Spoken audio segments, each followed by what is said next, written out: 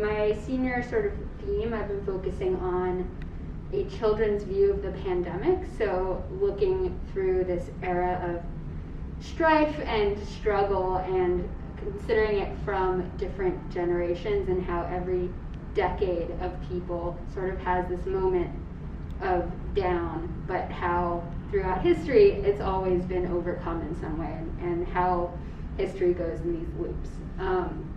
And I've found that looking at it through this sort of childish lens has simplified it in a lot of ways and made it sort of easier to digest. So I've kind of been considering it from a bunch of different angles, mostly looking at childish forms of play and fairy tales. So this one, which is not like the finished piece at the moment, was for the cover of the Davidsonia, but it's also talking about like communication through different decades. So this like kind of 1980s figure with this mohawk is talking through like a cannon string mechanism to this character with this more like 1950s, 60s sort of Afro kind of look going on.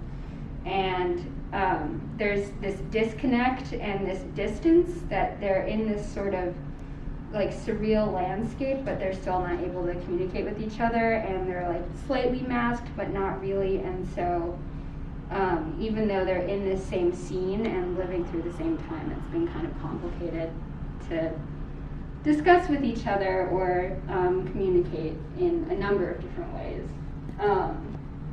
This one's more like a tug of war kind of thing, where, I mean, it's obviously a work in progress, but there's this figure who is like pulling against this string that's going to be 6 feet long with this character that's going to be wearing this red outfit, and so the blue and red divide right now as well.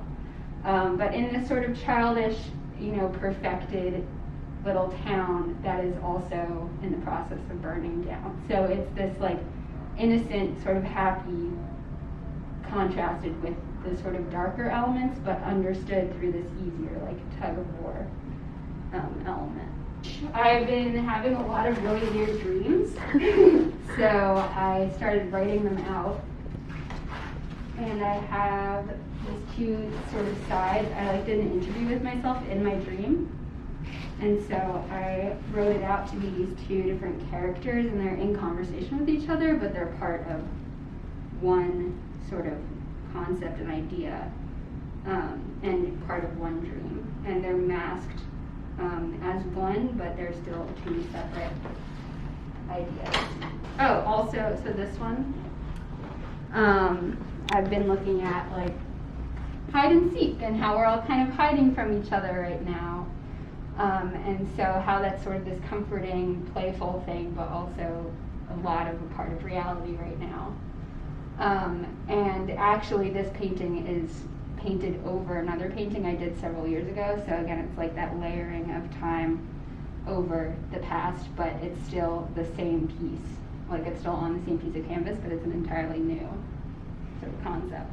So a lot of it, like especially here, I'm just drawn to lots of different kinds of pattern, but here also just like using the comic book as more of a pattern. Yeah, like comic book pages, and I have a lot of New Yorker magazines, and just the New Yorker and being from New York is a part of who I am, so that just felt like a very obvious sort of connection to me.